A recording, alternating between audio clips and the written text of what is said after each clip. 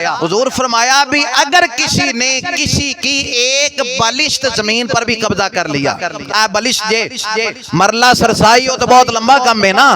फरमाया एक बलिष्ठ पर भी जिसने किसी की जमीन पे कब्जा किया, क़यामत के दिन 7 जमीनों का तोक बना के उसके गले में डाला जाएगा। अच्छा, नबी करीम अलैहिस्सलाम ने जो आखिरत तो डराया ना, वो जेड़े पे आंदे ने एक कहंदा सी मेरी है, दूसरा कहंदा सी मेरी है। हुजूर ने जो गल समझाई ना आखिरत ही फरमाया, हुण वो दोनों ही कहन लगे या रसूल अल्लाह मैनू नहीं चाहिए, इन्हों दे दियो, मैनू नहीं चाहिए, इसलिए कि आखिरत बाकी भी है और अल्लाह फरमा रहा है वो तुम्हारे लिए बेहतर भी। आखिरत शाह अब्दुल अजीज रहमतुल्लाह अलैह एक जगह तो गुजरे सी, दो बंदे इस जमीन के किसी मामले च झगड़ा कर रहे सन। वो कहंदा सी मेरी, वो कहंदा सी मेरी है।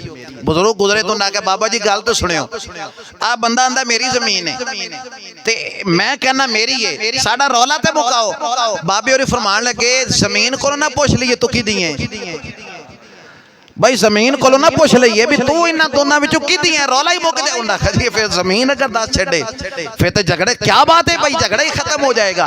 बाबे और ने सोटा मारे जमीन ते, थोड़ी देर चुप रहे तो फरमान लगे मैं जमीन तो पूछे है तो इन्हां दोनों विचों किदी है। तो जमीन ने आख्या ये ना मैं इन्हां दोनों दी नहीं, ये दोनों ही मेरे हैं, बस थोड़ा वक्त गुजरना है, मेरे विच आने वाले ने मिट्टी दाएं ते मिट्टी रहना ही।